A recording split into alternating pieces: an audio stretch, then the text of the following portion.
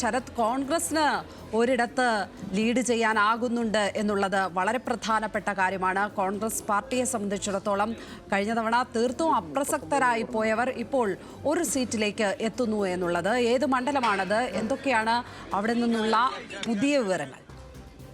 How is it going? It must be very early to say right now, I think. Please. I haven't seen the results. When I see, then only I'll be able to. Vote share in Congress.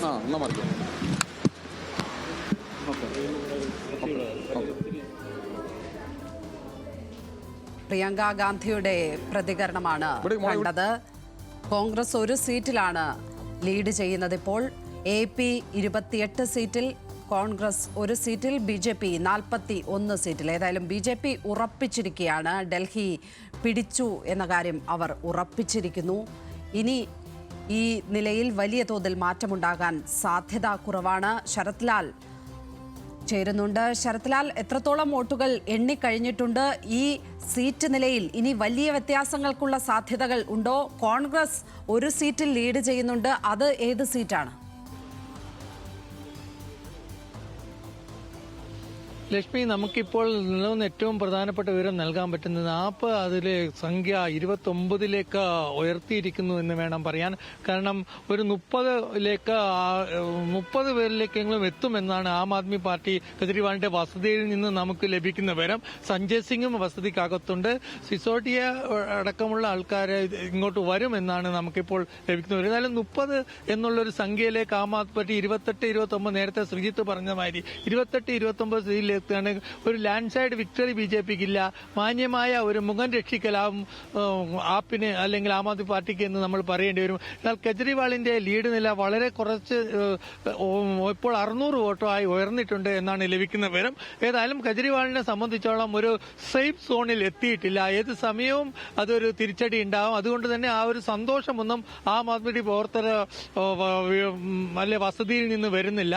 കെജ്രിവാളിന്റെ വസതിയിൽ നിന്ന് ഒരു സന്തോഷകരമായ ഒരു വാർത്ത അല്ലെങ്കിൽ കെജ്രിവാൾ ഒരു safe സോണിൽ എത്തിയിട്ടില്ല എന്ന് തന്നെയാണ് നമുക്കിപ്പോൾ മനസ്സിലാക്കുന്നത്. ഏതായാലും ലക്ഷ്മി ചോദിച്ചല്ലോ, കോൺഗ്രസിനെ സംബന്ധിച്ചോളം കോൺഗ്രസ് വലിയൊരു തിരിച്ചുവരവാണ്. കാരണം 2 തെരഞ്ഞെടുപ്പിലും 0 കോൺഗ്രസിന്. ഇപ്പോൾ 1 ലീഡ് ചെയ്യുന്നു. ആ ലീഡ് ഒരിക്കലും പിറകോട്ട് പോയിട്ടില്ല. അതുകൊണ്ട് തന്നെ കോൺഗ്രസിനെ സംബന്ധിച്ചിടത്തോളം കോൺഗ്രസിനെ സംബന്ധിച്ചോളം ആ ഇരട്ടി മധുരം നൽകുന്ന ഒരു ഇതാണ്. ആം ആദ്മി പാർട്ടി പുറത്തു പോകുന്നു ഭരണത്തിൽ നിന്ന്, കോൺഗ്രസ് അതിന്റെ നില മെച്ചപ്പെടുത്തുന്നു. ഇതാണ് കോൺഗ്രസ് സംബന്ധിച്ചോളം വളരെ പ്രധാനപ്പെട്ട ഒരു കാര്യം. അത് തന്നെ കോൺഗ്രസിന്റെ പ്രവർത്തകർക്കിടയിൽ നമ്മൾ ഈ പറഞ്ഞുകൊണ്ട് നിൽക്കുമ്പോൾ തന്നെ കോൺഗ്രസ് 0 അവിടെ കോൺഗ്രസ് ലീഡ് ചെയ്ത സീറ്റിൽ ഇപ്പോൾ ആരാണ് മുന്നിട്ട് നിൽക്കുന്നത് എന്ന് അറിയില്ല. പക്ഷേ കോൺഗ്രസിന്റെ നില 0 എത്തിയിട്ടുണ്ട്.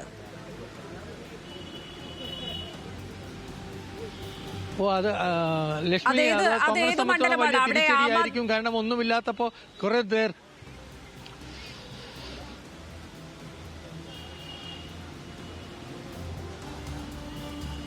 ശരത്, കേൾക്കാമോ? അതേത് മണ്ഡലമാണ് കോൺഗ്രസിനെ പിന്നിലാക്കിയിരിക്കുന്നത്? ഇപ്പോൾ ആരാണ്? ഹലോ, കേൾക്കാമോ? ശരത്തിലേക്ക് തിരിച്ചെത്താം. ശ്രീജിത്ത്, എന്തായാലും കോൺഗ്രസിന് ആശ്വാസമായി ഒരു സീറ്റിൽ ലീഡ് ചെയ്യുന്ന കാഴ്ച നമ്മൾ കണ്ടതാണ്. പക്ഷേ അതും ഇപ്പോൾ 0 ആയിരിക്കുകയാണ്. അത് ഏത് മണ്ഡലമാണ് ശ്രീജിത്ത്? ബദ്ലി മണ്ഡലത്തിലാണ് ഇപ്പോൾ കോൺഗ്രസ് ആകെ ഒരേ ഒരു മണ്ഡലത്തിലായിരുന്നു ലീഡ് ചെയ്തിരുന്നത്. അത് ബദ്ലി മണ്ഡലമാണ്. അവിടെ ഇപ്പോൾ BJP ലീഡ് ചെയ്യുന്നു എന്നുള്ളതാണ് ഏറ്റവും ഒടുവിലായി പുറത്തു വരുന്ന വാർത്തകൾ. അതായത് കോൺഗ്രസിന് ആകെ ഉണ്ടായിരുന്ന ഒരു കൈ BJP കൊണ്ടുപോയി എന്നുള്ളതാണ്. ഏതായാലും കോൺഗ്രസിനെ സംബന്ധിച്ച് ഇത്തവണ നേട്ടമുണ്ടാക്കാം, അത് വോട്ടിംഗ് പെർസെൻറ്റേജിൽ നേട്ടമുണ്ടാക്കാം എന്നുള്ളതായിരുന്നു ഏറ്റവും പ്രധാനപ്പെട്ട പ്രതീക്ഷ. പക്ഷേ അതിലും കാര്യമായിട്ടൊരു നേട്ടം ഉണ്ടാക്കാൻ കോൺഗ്രസിന് കഴിഞ്ഞിട്ടില്ല എന്നുള്ളതാണ് മനസ്സിലാക്കാൻ കഴിയുന്നത്. ഏതാണ്ട് 7% താഴെയാണ് കോൺഗ്രസിൻ്റെ ഇപ്പോഴും വോട്ടിംഗ് ശതമാനം നിലനിൽക്കുന്നത്. അവിടെ ആകെ ഉണ്ടായിരുന്ന ഒരു പ്രതീക്ഷ ഈ ബദ്ലി മണ്ഡലമായിരുന്നു. അത് രാവിലെ മുതൽ തന്നെ ഏതാണ്ട് 7:30 തന്നെ പോസ്റ്റൽ വോട്ട് എണ്ണിയ സമയം മുതൽ തന്നെ ലീഡ് ഉണ്ടായിരുന്ന ഒരു സ്ഥലമാണ്. പക്ഷേ അവിടെ ഇപ്പോഴും ഇതുവരെ ഏതാണ്ട് 3 മണിക്കൂറോളം അവിടെ ലീഡ് നിലനിർത്താൻ കോൺഗ്രസിന് കഴിഞ്ഞിരുന്നു. പക്ഷേ ഇപ്പോൾ അവിടെ നിന്ന് ലീഡ് മാറുന്ന ഒരു സാഹചര്യം, കോൺഗ്രസിന് ഒരു സീറ്റിൽ പോലും ഇപ്പോൾ ലീഡ് ഇല്ലാത്തൊരു സാഹചര്യമാണ് ഉള്ളത്. അത് കോൺഗ്രസിൽ നിന്ന് അത് BJP പിടിച്ചെടുത്തു എന്നുള്ളതാണ് മനസ്സിലാക്കാൻ കഴിയുന്നത്. 42 സീറ്റുകളിലാണ് ഇപ്പോൾ BJP ലീഡ് ചെയ്യുന്നത്. 27 സീറ്റുകളിൽ ഇപ്പോൾ 43 സീറ്റുകളിൽ BJP ലീഡ് ചെയ്യുന്നു. 27 സീറ്റുകളിൽ ആം ആദ്മി പാർട്ടി ലീഡ് ചെയ്യുന്നു എന്നുള്ളതാണ്. അതിൽ സ്വാഭാവികമായും മനീഷ് സിസോദിയയുടെ അല്ലെങ്കിൽ അല്ലെങ്കിൽ അരവിന്ദ് കെജ്രിവാളിന്റെയോ സീറ്റുകളിൽ ലീഡിൽ വ്യത്യാസം ഉണ്ടായിട്ടുണ്ടെന്നാണ് നമുക്ക് മനസ്സിലാക്കാൻ കഴിയുന്നത്. വളരെ വളരെ ചെറിയ വോട്ടിന്റെ ഭൂരിപക്ഷത്തിൽ മാത്രമാണ് ഈ രണ്ട് സീറ്റുകളിലും ഇപ്പോൾ മുന്നിലെത്തിയിരിക്കുന്നു. കൽക്കാജിയിൽ മറ്റൊരാശ്വാസം കൂടി ആപ്പിന്. തീർച്ചയായും പിന്നെ ഓരോ ആശ്വാസങ്ങൾ. ലക്ഷ്മി ഇത് ഈ ആശ്വാസം എന്ന് പറയുന്നതിൽ ഞങ്ങളത് വലിയ ആശ്വാസം എന്നാണ് പറയുന്നത്. കാരണം രാവിലെ ഈ വോട്ടെണ്ണൽ 8 മണിക്ക് ആരംഭിക്കുമ്പോൾ മുതൽ ഇവരെല്ലാം പിന്നിലായിരുന്നു. നമ്മളത് പറയുകയായിരുന്നു. കാരണം തലപോയ ഉടലുമായി ആപ്പ് എങ്ങനെയായിരിക്കും ഡൽഹിയിൽ അതിജീവിക്കുക എന്നുള്ളത്. കാരണം ഡൽഹിയിൽ മാത്രമല്ല പഞ്ചാബിലും ഹരിയാനയിലും ഒക്കെ ഇവർ തന്നെയാണ് നേതൃത്വം കൊടുക്കേണ്ടത്. കാരണം ഒരു ഭഗവന്ത് സിംഗ് മാനൊന്നും പഞ്ചാബിൽ ഒറ്റയ്ക്ക് മുന്നോട്ട് കൊണ്ടുപോകാൻ കഴിയില്ല. കെജ്രിവാൾ തന്നെയായിരുന്നു. ആ കെജ്രിവാൾ ഒരുപക്ഷെ ഡൽഹിയിൽ തെരഞ്ഞെടുപ്പിൽ പരാജയപ്പെട്ട കെജ്രിവാൾ തീർച്ചയായും അത് വലിയ രാഷ്ട്രീയ പരാജയത്തിലേക്ക് പോകും. ആ രൂപത്തിൽ ഒരു 100 വോട്ടിനെങ്കിലും അല്ലെങ്കിൽ 100 അല്ലെങ്കിൽ 1 വോട്ടിനെങ്കിലും ജയിച്ചാൽ പോലും അത് കെജ്രിവാളിനെ സംബന്ധിച്ചും അതിഷിയെ സംബന്ധിച്ചും ആപ്പിനെ സംബന്ധിച്ചും വലിയ ആശ്വാസം തന്നെയാണ്. മുഖം രക്ഷിക്കാൻ കഴിയുന്നതാണ്. വലിയ അല്ലെങ്കിൽ തോറ്റു നിൽക്കുന്ന കെജ്രിവാൾ അല്ലെങ്കിൽ ജനങ്ങൾ അവഗണിച്ച, ജനങ്ങൾ തിരസ്കരിച്ച കെജ്രിവാൾ എന്ന് പറയുന്നത് കെജ്രിവാളിന് നേരത്തെ ലിജോ പറഞ്ഞ പോലെ സഭയിലിരിക്കാൻ പോലും ഒരു പക്ഷേ തോന്നില്ല. ആ രൂപത്തിലേക്കാണ് കാര്യങ്ങൾ പോയിരുന്നത്. അതിൽ നിന്ന് മാറ്റം സംഭവിച്ചു. സഭയിൽ ഇരിക്കാൻ കഴിയുമെന്നാണ് തോന്നൽ. ഇപ്പോഴും 500 വോട്ടാണ്.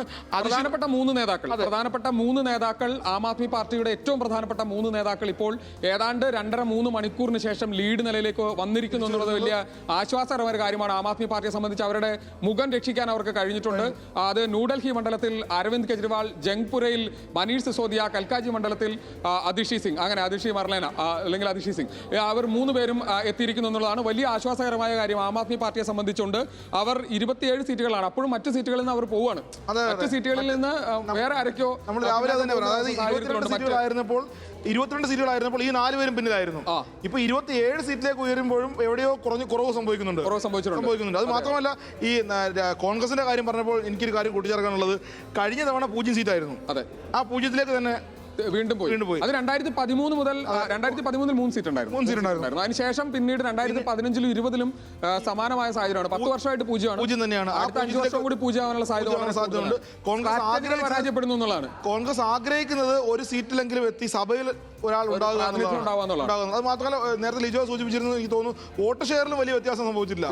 നിലവിലെ സാഹചര്യത്തിൽ വോട്ട് ശതമാനത്തിൽ വലിയ വ്യത്യാസം സംഭവിച്ചില്ല. ആ രൂപത്തിലാണെങ്കിൽ കോൺഗ്രസിന്റെ അവസ്ഥ വളരെ വളരെ പരിതാപകരമായിരിക്കും. അതായത് 10% മുകളിൽ വോട്ടിംഗ് ശതമാനം ഉണ്ടാക്കാൻ കഴിയാത്തൊരു സാഹചര്യം ഉണ്ടെങ്കിൽ ഏത് തരത്തിൽ ഒരു വേറൊരു പ്രധാനപ്പെട്ട കാര്യം കൂടി ഇപ്പോൾ പറയാനുള്ളത്, 10 മണ്ഡലങ്ങളിൽ വെറും 500 വോട്ടിൽ താഴെയാണ് BJPയുടെ ലീഡ്. അതാണ് ആം ആദ്മി പാർട്ടിയുടെ ഒരു പ്രതീക്ഷയായി ഇപ്പൊ പറയാൻ ഒരുപക്ഷെ ശരത്ത് ഡൽഹിയിൽ നിന്ന് അവിടെ നിന്ന് പറഞ്ഞതിന് കാരണം അതായത്. ലക്ഷ്മി അത് കേട്ടിരുന്നോ? 500-ൽ താഴെ അല്ലേ? അതെ, 10 മണ്ഡലങ്ങളിൽ 500-ൽ താഴെ മാത്രം വോട്ടുകൾക്കാണ് BJP ലീഡ് ചെയ്യുന്നത്. അതിൽ നേരത്തെ ആം ആദ്മി പാർട്ടിയുടെ ഒരു സീറ്റ് അതേപോലെ ഉണ്ട്, അതായത് കെജ്രിവാൾ ഉണ്ട്. അതുപോലെ തന്നെ സമാനമായ 10 സീറ്റുകൾ BJPക്ക് ഉണ്ട്. എന്ത് സംഭവിക്കാവുന്ന 10 സീറ്റുകളുണ്ട്. ഇനിയും ഫൈറ്റ് ആണ്. അപ്പോൾ എന്തും സംഭവിക്കാവുന്ന ഒരു സാഹചര്യം മുമ്പോട്ട് പോകുന്നു എന്നുള്ളതാണ് ഈ ഘട്ടത്തിൽ മനസ്സിലാക്കുന്നത്. 10 സീറ്റുകൾ പറഞ്ഞാൽ BJP ഭൂരിപക്ഷം ഉണ്ടാവില്ല. 44 അത്ര സേഫ് അല്ല ലക്ഷ്മി എന്ന് വേണം പറയാൻ. വലിയ ആശ്വാസത്തിലേക്ക് പോകുന്ന ആരാണെന്ന് അറിയണമെങ്കിൽ ഇനിയും കാത്തിരിക്കേണ്ടി വരും. ഈ അവസാന ലാപ്പിലെ വോട്ടെണ്ണുമ്പോൾ മാത്രമായിരിക്കും, അല്ലെങ്കിൽ അവസാന ലാപ്പിലെ വോട്ടിംഗ് മെഷീൻ എണ്ണി തുടങ്ങുമ്പോൾ മാത്രമായിരിക്കും ഈ 1000-ലും 500-ലും 100-ലും 200-ലും ഒക്കെ മാറ്റം സംഭവിക്കുന്നുണ്ടോ എന്ന് അറിയേണ്ടത്. അവിടെ ഒരു പക്ഷേ ഈ 10 സീറ്റ് തിരിച്ച് പിന്നെ ആപ്പിനാണ് ലഭിക്കുന്നതെങ്കിൽ വലിയ രാഷ്ട്രീയ മാറ്റം, വലിയ രാഷ്ട്രീയ കൗതുകം, വലിയ രാഷ്ട്രീയ അട്ടിമറിയൊക്കെ കുറച്ച് ദിവസത്തേക്ക് വലിയ വാർത്തകൾക്ക് സാധ്യതയുള്ളതാണ്. അതായത് ഇപ്പോൾ ലീഡ് ഉയർത്തുന്നത് ആപ്പാണ്. അതായത് മനീഷ് സിസോദിയുടെ ലീഡ് ഉയരുന്നു, ലീഡ് ഉയരുന്നു, അരവിന്ദ് കെജ്രിവാൾ പിന്നെ പിന്നിൽ പോയിട്ടില്ല. അവിടെ നിന്ന് പിന്നിൽ പോയിട്ടില്ല, അങ്ങനെ മെയിൻറ്റെയിൻ ചെയ്യുന്നുണ്ട്. അങ്ങനെയെങ്കിൽ ഇവരൊക്കെ വീണ്ടും തിരിച്ചു വരുന്നുണ്ടെങ്കിൽ ഈ 27 എന്നുള്ളത് 30-ലേക്കോ അല്ലെങ്കിൽ 36-ലേക്കോ വരെ പോയേക്കാം. അങ്ങനെയെങ്കിൽ ലക്ഷ്മി ആശ്വാസം, ആപ്പിന് ആശ്വാസം ഉണ്ടാകുന്ന സാഹചര്യത്തിൽ ഒരു സാധ്യതയുണ്ട്. അതായത് 26 സീറ്റുകളാണ് ഇപ്പോൾ ഉള്ളത്. 10 സീറ്റ് ഉണ്ടെങ്കിൽ 36 സീറ്റുകളിലേക്ക് എത്താം. അതായത് എത്തുമെന്നല്ല, പക്ഷെ ആ തരത്തിലേക്ക് പോലും പോകാൻ സാധ്യതയുണ്ട്. കണക്കിൽ ഈ 500 സീറ്റ് 500 എന്നുള്ളത് 500 പിടിച്ചാൽ 500 ആ 10 പിടിച്ചാൽ ഈ 500 താഴെ മാത്രം ഭൂരിപക്ഷമുള്ള BJP-യുടെ 10 പിടിച്ചാൽ ആപ്പിന് കയറി വരാം. അതെ അതെ അതെ. ആപ്പ് മെല്ലെ മെല്ലെ ചില സ്ഥലങ്ങളിലൊക്കെ ലീഡ് ഉയർത്തി വരുന്നത് കാണുന്നുണ്ട്. അത് സ്വാഭാവികമായും പല സ്ഥലങ്ങളിലും അത് അത്തരത്തിലുള്ളൊരു മാറ്റത്തിലേക്കാണോ സൂചന നൽകുന്നുണ്ടോ എന്നുള്ള തരത്തിലൊക്കെ ചർച്ചകൾ വരുന്നുണ്ട്. ഈ നമ്മൾ BJP ഇത്രയെല്ലാം വർക്ക് ചെയ്തിട്ടും കെജ്രിവാളിനെ അടക്കം ഒന്നാകെ ജയിലിൽ കൊണ്ടുപോയിട്ടും കെജ്രിവാളിന്റെ അഴിമതി വിരുദ്ധ പ്രതിച്ഛായ തൂത്തെറിഞ്ഞു കളഞ്ഞിട്ടും വലിയ ഹിന്ദുത്വ രാഷ്ട്രീയം പറഞ്ഞിട്ടും ആപ്പ് പിടിച്ചു നിന്നു. അതെ, 74% വോട്ടുണ്ട്. അതായത് നമ്മൾ വിചാരിക്കുന്ന പോലെയല്ല. ഡൽഹിയുടെ മൊത്തം ജനസംഖ്യയുടെ 74%, ഞാൻ നേരത്തെ മുതലൊക്കെ പറയാൻ ശ്രമിച്ചുകൊണ്ടിരുന്ന അല്ലെങ്കിൽ പറഞ്ഞുകൊണ്ടിരുന്നത് 74% വരുന്ന ജനങ്ങൾ അവിടെയുള്ള താഴെത്തട്ടിലുള്ള ജനങ്ങളാണ്. അത് ഒരു ഫ്ലോട്ടിംഗ് പോപ്പുലേഷൻ ഉള്ള സ്ഥലം കൂടിയാണ്. ബീഹാറിൽ നിന്ന് ഒരുപാട് പേരുണ്ട്, ഉത്തർപ്രദേശിൽ നിന്ന് ആളുകളുണ്ട്, അതുപോലെ ബംഗാളിൽ നിന്നുള്ള ആളുകളുണ്ട്, അത് കേരളത്തിൽ നിന്ന് തമിഴ്നാട്ടിൽ നിന്നൊക്കെ ആളുകളുണ്ട്. എന്ന് പറയുന്ന പല സ്ഥലങ്ങളിൽ നിന്നുള്ള ആളുകളാണ്. അവരിൽ തന്നെ സാമാന്യ ജനങ്ങൾ, അതിൽ ഭൂരിഭാഗം ആളുകളും താഴെത്തട്ടിലുള്ള ആളുകളാണ്. അവർ വൃത്തി കഴിഞ്ഞു പോകുന്ന ആളുകളാണ്. അവരിലാണ് യഥാർത്ഥത്തിൽ ആം ആദ്മി പാർട്ടിയുടെ പ്രതീക്ഷ.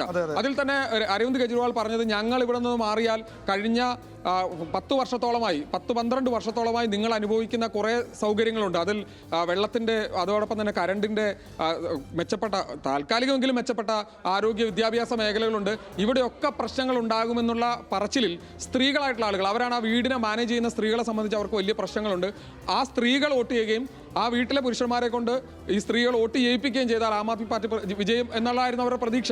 ആ തരത്തിൽ ഒരു പ്രതീക്ഷയാണ് യഥാർത്ഥത്തിൽ ഇപ്പോഴും മുമ്പോട്ട് വെക്കുന്നത്. ആ ബ്ലോക്ക് ഇപ്പോഴും ആപ്പിന് വോട്ട് ചെയ്തിട്ടുണ്ടെന്ന് നമുക്ക് വേണമെങ്കിൽ വിശ്വസിക്കാം. അതിലൊരു ഭൂരിപക്ഷം, അല്ലെങ്കിൽ ഒരു പക്ഷേ 40% വോട്ട് അവർക്ക് കിട്ടില്ല. 40% വോട്ട് ഇപ്പോഴും നിലനിർത്താൻ കഴിഞ്ഞതിന്റെ കാരണം അതായിരിക്കാം എന്നുള്ളതാണ്. കാരണം മധ്യവർഗത്തിന് മുകളിലേക്കുള്ള മുകൾ തട്ടിലുള്ള ആളുകൾ, അവർ സവർണ്ണ വിഭാഗത്തിൽപ്പെട്ട ആളുകൾ കൂടിയാണ്. അവർ ഒരിക്കലും ആം ആദ്മി പാർട്ടി അത്രത്തോളം പുൽകിയിട്ടുള്ള ആളുകളല്ല. അവരിപ്പോഴും ആഗ്രഹിക്കുന്നത് അല്ലെങ്കിൽ വിചാരിക്കുന്നത്, ഞങ്ങളുടേതായ ടാക്സും മറ്റും ഞങ്ങൾ നൽകുകയും സാധാരണക്കാരായ ആളുകൾക്ക് മുഴുവൻ വാരിക്കോരി നൽകുകയും ചെയ്യുന്ന ഒരു സർക്കാരാണ് ഡൽഹിയിൽ ഇപ്പോൾ ഭരിച്ചുകൊണ്ടിരിക്കുന്നത്. അങ്ങനെ ഒരു സർക്കാർ അല്ല ഞങ്ങൾക്ക് വേണ്ടതെന്ന് ചിന്തിക്കുകയും അത് വളരെ കൃത്യമായി ഉപയോഗപ്പെടുത്തുകയും, ഏതാണ്ട് 16 മുതൽ 20% വരുന്ന ആളുകളെ വളരെ കൃത്യമായി ക്യാമ്പയിൻ ചെയ്ത് അവരെ ആ തരത്തിൽ മാറ്റിയെടുക്കാൻ യഥാർത്ഥത്തിൽ BJP-ക്ക് കഴിഞ്ഞിട്ടുണ്ട്. ആ വോട്ടുകൾ BJP-യിലേക്ക് തന്നെയാണ് കൃത്യമായി ക്യാഷ് ചെയ്യുക. പ്ലസ് ഈ 74% അല്ലെങ്കിൽ 70% വരുന്ന ആളുകളെ എങ്ങനെയൊക്കെ അവരിൽ നിന്ന് മാറ്റം കൊണ്ടുവരാമെന്നുള്ളതാണ് BJP ശ്രമിച്ചിരുന്നത്. അതിലൊന്ന് ഫ്രീ ബീസ് ആണ്. അത് വളരെ കൃത്യമായി ഇവരും നൽകാമെന്ന് ഏറ്റിട്ടുള്ള ഒരു കാര്യമാണ്. അതോടൊപ്പം തന്നെ അവിടെ ഇടയിൽ അഴിമതി പ്രതിച്ഛായ കെജ്രിവാളിന് കൊണ്ടുവരാനാണ് ശ്രമിച്ചത്. അങ്ങനെ അടർത്തിയെടുക്കുന്ന വോട്ടുകൾ, അതുപോലെ നമ്മൾ നേരത്തെ സൂചിപ്പിച്ച പോലെ തന്നെ ന്യൂനപക്ഷ മേഖലയിൽ ആം ആദ്മി പാർട്ടിയും കോൺഗ്രസും 2 സ്ഥാനാർത്ഥികൾ നിൽക്കുമ്പോൾ അവിടെ മറ്റൊരു ആളെ നിർത്തി അവരെ മുമ്പോട്ട് കൊണ്ടുപോവുക എന്നുള്ളതാണ്. ആ തരത്തിൽ അവിടെയുള്ള വോട്ടുകൾ പിടിക്കുക, അതോടൊപ്പം തന്നെ ജാട്ട് മേഖലയിൽ വോട്ടുകൾ പിടിക്കുക, അതോടൊപ്പം തന്നെ സിഖ് മേഖലയിൽ വോട്ട് പിടിക്കുക. അങ്ങനെ ചെറിയ മൈനോറിറ്റി സ്ഥലങ്ങളിലുള്ള വോട്ടുകൾ പിടിച്ച് അവിടെ ഭൂരിപക്ഷം ഉണ്ടാക്കുക എന്നുള്ളതാണ് യഥാർത്ഥത്തിൽ BJP ചെയ്തിട്ടുള്ളത്. അത് വിജയിച്ചു എന്നുള്ളതാണ് ഇതുവരെ മനസ്സിലാക്കാൻ കഴിയുന്നത്. ആ തരത്തിലാണ് ഇപ്പോഴും മുമ്പോട്ട് പോകുന്നത്. പക്ഷേ വീണ്ടും BJP ലീഡ് ഉയർത്തുകയാണ്. 44 സീറ്റുകളിലേക്ക് BJP ജംഗ്പുരയിൽ മനീഷ് സിസോദിയ താഴെ പോയി, വീണ്ടും പിന്നിൽ പോയി. ലക്ഷ്മി, ആ ആശ്വാസത്തിൽ ചെറിയ വിള്ളൽ വന്നിട്ടുണ്ട്. മനീഷ് സിസോദിയ വീണ്ടും താഴെയാണ്, പിന്നിലാണ്. അതായത് ഏറെയും കുറഞ്ഞു നിൽക്കുന്ന രൂപത്തിലേക്കാണ് കാര്യങ്ങൾ പോകുന്നത്. അതെ, ഈ 10 മണ്ഡലങ്ങൾ ഡൽഹിയിലെ കാര്യങ്ങൾ നിർണ്ണയിക്കുമെന്നുള്ളതാണ് കണ്ടിട്ട് തോന്നുന്നത്. അവിടെയാണ് BJP 500-ൽ താഴെ വോട്ടുകൾക്കാണ് ഈ 10 മണ്ഡലങ്ങളിൽ ലീഡ് ചെയ്യുന്നത്. ആ മണ്ഡലങ്ങൾ ഏത് തരത്തിലും മറിയുവാനുള്ള ഒരു സാധ്യത ഇപ്പോഴും ഉണ്ടല്ലേ?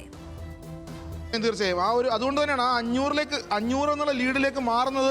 അതുകൊണ്ടാണ്, അതായത് ഏത് തരത്തിലും മാറുന്നു എന്ന് മാത്രമല്ല, ലിജോ ഇപ്പോൾ സൂചിപ്പിച്ച പോലെ പല രാഷ്ട്രീയ കാരണങ്ങളാണ് ഇത്തവണത്തെ ഡൽഹിയുടെ തെരഞ്ഞെടുപ്പിനെ സ്വാധീനിച്ചിട്ടുള്ളത്. അതിൽ BJP നടത്തിയ വലിയ രാഷ്ട്രീയ നയരൂപീകരണം, അല്ലെങ്കിൽ BJP-യുടെ മൈക്രോ മാനേജ്മെന്റ്, ആപ്പിനെ പൊളിച്ച് പൂർണ്ണമായി ആപ്പിന്റെ രാഷ്ട്രീയത്തെ, ആപ്പിന്റെ ഇടപെടലുകളെ, വീടുകൾ കയറി ആപ്പ് നടത്തുന്ന ഇടപെടലുകൾ, അതിനെയൊക്കെ പൊളിക്കാൻ BJP നടത്തിയ ശ്രമങ്ങൾ, അത് BJP ഗുണം ചെയ്തിട്ടുണ്ട്.